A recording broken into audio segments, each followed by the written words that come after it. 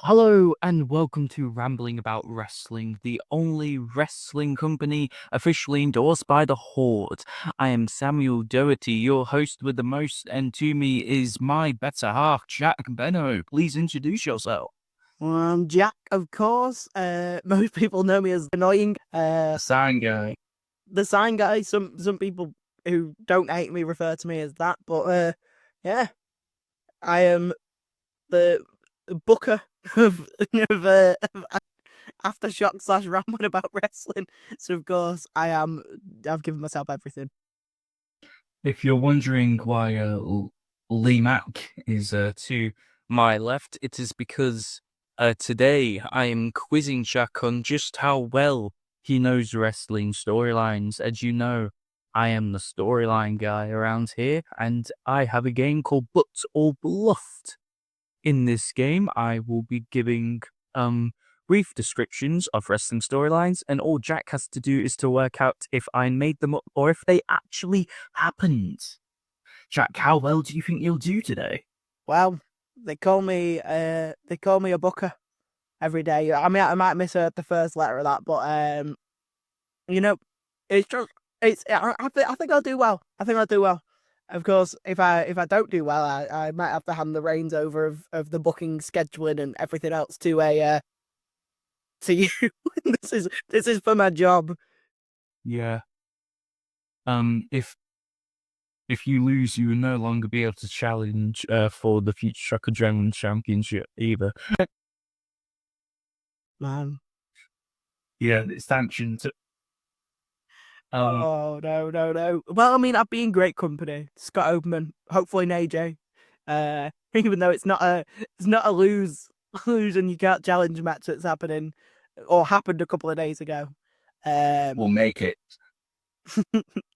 well, yeah, for me, I think AJ should retire if he loses that match. But there's always, it's always the tag titles. Of course, yeah. So are you ready for your first question? Are you ready? Do you think you're this bloke? Yes, I am. I am very ready. Okay, I'm not telling you how many because I don't want you trying to work out uh how many truths and lies you've got. So I won't tell you how many there are. Um, the first one though is El Generico Yeah. is currently on the run for tax evasion. Now, me and Generico go way back. I've heard about this orphanage in Mexico after he retired. Um, I believe he was killed by the cartel. It was pretty brutal, so I don't think he can be on the run. So I'm gonna go with Bluffed. You, Mr. Jack Beno, are correct. That is a bluff. He was in fact killed by the cartel, as Kevin Steen shared an update on his friends. I'm acing this. I'm gonna if I don't get all of them correct, I'll be flabbergasted. Are you ready for your next statement? Yes, I am. Kevin Owens and his feud with the tribal chief Roman Reigns only started because he made fun of Jey Uso. I feel like I'm at a really thinking advantage of being a proper wrestling nerd because that fact was actually once tweeted by me. So that is a fact. That is booked. You are correct. That is what specifically for Jey Uso getting coffee for Roman Reigns. That is why I did think, oh, I saw that tweet one. I will put that down. I forget it was your tweet. That is a howler from Mr. Doherty. I'm going to be reviewing his totally legitimate contract here as AFTERSHOck researcher. It's not AFTERSHOck either. It is Rambling About Wrestling. Although this is the AFTERSHOck advent, so Oh god, this is just screening day 15 where we're in the slump of Crimbo.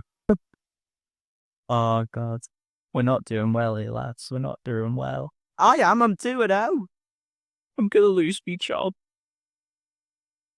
Oh no, I need to at least get in to get one wrong. I need to try that. Okay. There's a man on the Australian chase called Super Nerd, and he was based around me. Okay, we have your third statement here. Okie dokie. Jack Swagger had a match with Fozzie Bear from the Muppets. Now, I know Sheamus's distant cousin Beaker appeared on WWE television. I am unsure, though, however, if was it Fozzie Bear? Was Fozzie Bear the man who wrestled Jack Swagger allegedly? Yeah, the statement is Jack Swagger had a match with Fozzie Bear from the Muppet. Well, that sounds like a terrible idea from Bad Creative, so I'm gonna go booked. Mr. Jack Beno, you are once again wrong. Was a bluff. He actually wrestled Santina Morella, where Beaker and Dr. Bunsen use a potion to help Santino win by Santino spitting it in Jack Swagger's face when the ref wasn't looking. So I told you the answer to my own question, and then went against my own thinking. Yeah, I am a genius. Fozzie Bear actually wasn't featured that much on that episode. He's in one backstage segment where Dolph Ziggler and Jack Swagger twisted Gonzo's arms, and he just watched. That I remember Beaker and Sheamus reuniting. Yeah, that also happened, but Fozzie Bear specifically didn't do much that episode. They were there the whole time. It was the guest host episode of Raw with other standouts like Ken Jeong from the Hangover movies and Pee Wee Herman. Yes. But we had the second great era of Raw. Big Pee Wee Herman coming out to help you. So you're 2-1. You feel a bit rocky there. It's a bit rocky, yeah. I'm a bit scared. See, this is my advantage because I love bad wrestling. You don't. So I've watched AJ wrestle for 2 years, mate. I think I love nothing better. No, he's very talented. He's just why do I hate him again? I forget. I don't know.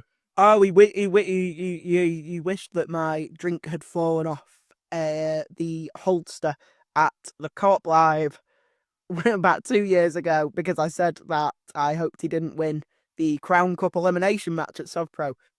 Anyway, I think we're here to talk about booking or something. Yeah. Me waffling. So, statement 4. And this is a long one. R-Truth knows about the multiverse and travels throughout it to get free hot dogs.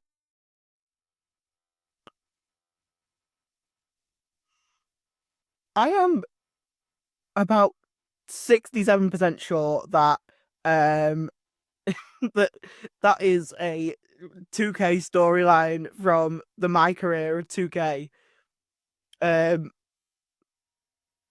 Now, does it have to have happened in real life, or are we counting that as booking if it is? All I'll say is that a company wrote a storyline. Okay, so if it is a 2K, I'm saying it's a 2K storyline, so that'll be booked then. Jack Beno, you sucked it out. That is booked. Now, A25, it's actually the storyline to explain why you can replay the career mode with your save progress. Ah, I can't believe I remembered that. I thought it was from like 2K18 or 19, and I thought for a second that it was Bray Wyatt who used the multiverse. I think that was a storyline. He was able, Matt Hardy and Bray Wyatt, the Deleters of World. There was a whole thing where they were traveling around multiverses and stuff. Yeah, I believe there is a storyline, and I believe there's also one with Rey Mysterio where he makes me fight reanimate the version of Eddie Guerrero in 2K24. Yeah, there's a lot of old WWE legends where they just said brought them back to life. So currently you're 3-1, so I need to try and trick you more here. Yeah, I am the goat. I'd leave. Are you ready for number 5? Yes. John Moxley has a bit of Sleedia. I the yeah. I mean that's throwing me for a loop. There. Are we talking the real life drama? Is this a storyline? Sort of. I think I'm gonna have to go booked. Just so Wow. crazy. It's just so crazy. It has to be booked. That, to my knowledge, is a bluff. He doesn't not have a fierce lead on. My inspiration was, if I just say a weird fact, you might think it would be a Mox. I've read, so I just thought he might have, Dean Ambrose might have had a thingy during the time when he was injecting himself in the bum with random injections each week, wearing a gas mask and such. I thought maybe somebody might have played a bit of Celine Dion, and that became part of his gimmick. A real shame there.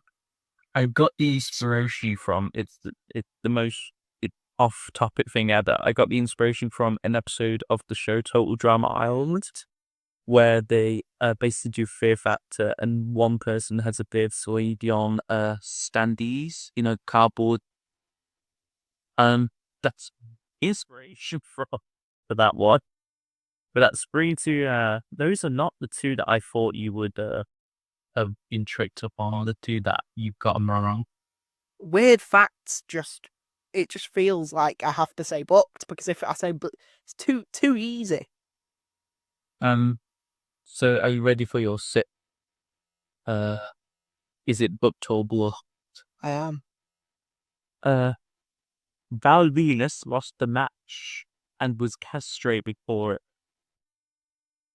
I'm praying it's a shoot and that it is booked, because it is always fuck Val Venus. So are you going with booked as your final answer? I'm going booked, and I'm praying he actually did get castrated. That is booked. That is correct. He lost the match. He was taken to the back to be castrated. But the next week he said it was fine because he had a little thinking. So currently 4-2. Yes, I am squashing you. Just like Chris Ridgway 4-2. Chris Ridgway 442, my biggest fan, yes. For anyone who didn't get the reference there, I mean, if you're here, you probably remember the Chris Ridgway 224 scandal. And that, of course, AFTERShock publicly condemned Chris Ridgway 224, aka AJ, and said that it wasn't Chris Ridgway when nobody accused them of it, which makes me suspicious. I know I'm on to you, Christopher Ridgway. Oh god. Okay. Are you ready for your 7th debut of the day? Yes, I am. Big Boss Man forced out no to eat his own dog. Yeah. It's true. Wait a minute. Give me a minute. I remember Big Boss Man and Paul White being Big Show in a feud where I think Big Show was at a funeral and the Big Boss Man towed the casket away with Big Show on it. And I can't remember if he was involved in another really funny thing, because if not, if he was, I think we've got to put him in the Hall of Fame immediately. I'm going to go, I know it happened, I know it was a storyline, I can't remember if they're the exact people, so I'm going to go booked. That is true. Big Boss Man did force Al Snow to eat his own dog. The feud you're thinking of, it was Big Bo's dad that he tried to cast out. And Big Boss Man also he threw the nightstick that the Rock had, Yeah. and he got hanged in Hell in a Cell, so I think put him in the Hall of Fame. I think, yeah, and also heavily considered that he was the one who raised the briefcase in the Control of WWE ladder match, where I believe it was Steve Austin was about to unhook the briefcase that would have given him control of WWE, and it magically got raised, and they never told them, but apparently it was Big Boss Man. You are on 5-2, I believe. Yes, some would say this is complete domination. And okay, we got enough comeback here. Are you ready for your 8th statement? Yes, I am. Randy Orton once ate an entire roast dinner just to deny Rey Mysterio food. It's one of them where if this isn't true, I am just flabbergasted. Because it's just such a strange thing. But I don't think Rey Mysterio is a big fan of roast dinners, so there is that. I'm uncertain on if Rey Mysterio is a fan of roast dinners. So my final answer here, we haven't had a bluffed in a while, so I'm gonna go booked. I'm all over the place. I don't care. But You're gonna final go. answer. That is a bluff. Randy Orton never did eat an entire roast dinner just to deny Rey Mysterio food.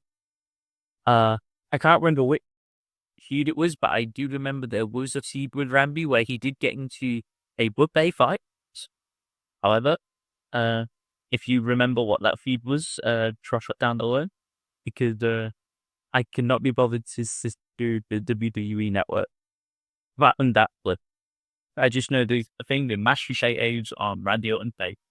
Okay, so it's 5-3 now. Yes, you're making a bit of a comeback.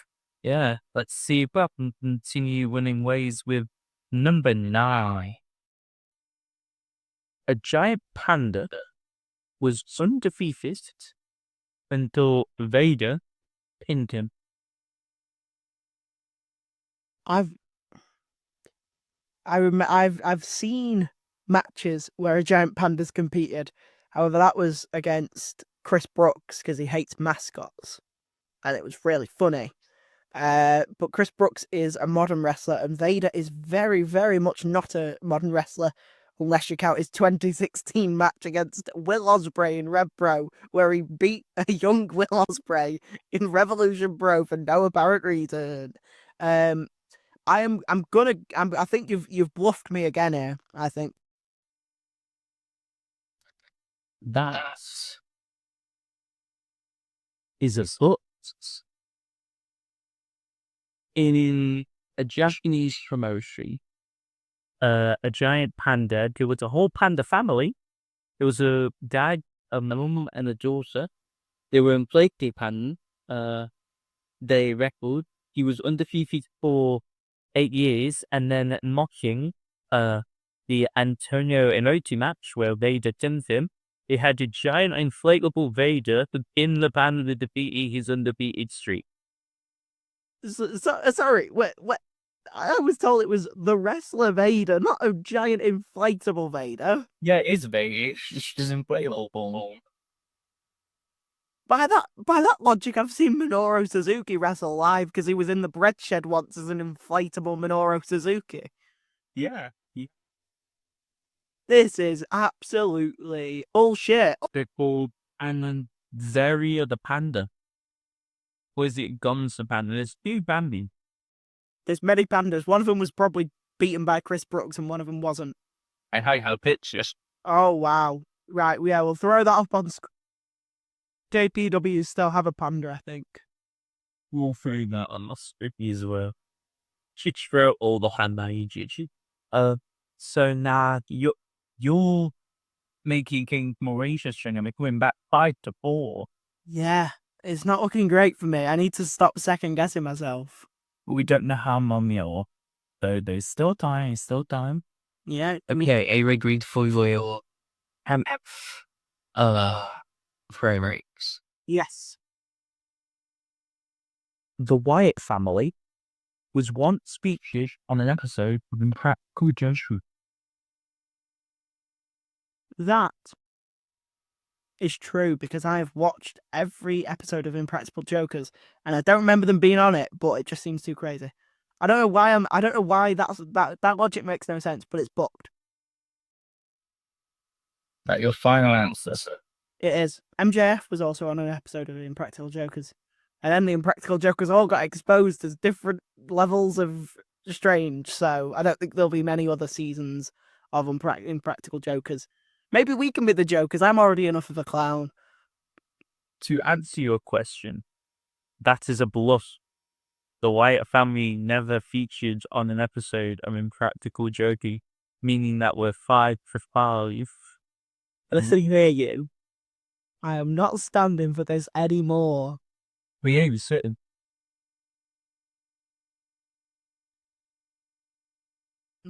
Now I'm not standing for this anymore. I went invisible. That's how pissed I am. I went invisible. Okay, it's now 5-5, which is not good for me. So are you waiting for the ties though? I am. Let's go. The Big Show. His main event is WrestleMania in this current decade. Now, the thing is, I'm not very good at maths. However, I do remember. I don't know which way you're going to go with this. However, Drew McIntyre versus The Big Show did happen for the WWE Championship. It was the Raw after WrestleMania's main event. However, it was filmed after WrestleMania 36. So I'm going to have to do some maths here because in 2025, I see it's a highly debated topic whether it was officially the main event because it was the last match, but it was filmed for Raw. So I mean, just from that start, I don't believe it was the main event. But we were on WrestleMania 41 is in 2025. 40 was in 2024. 39 was 2023. 38 was 2022. 37 was 21. 36. Oh, okay. 36 was 2020. So I have officially gone for booked. I'm sorry, Jack. Some books. That you're logically entirely correct there. Though you missed out one key detail which makes it book. On the Raw After Mania, they called it the hidden main event, which is why it is classified as the main event of WrestleMania 36. If they didn't call it that, I would have said it was a bluff. But because they specifically referred to it as the hidden main event, it counts. And technically, if you look on Cage Match, it's listed as a dark match for WrestleMania 36 Night 2 and not the middle of no one in a crowd. Well, they're bored in the crowd at all. Yeah. So congratulations, you have best yet again. I'm so sorry, guys. I really didn't want to do this to you.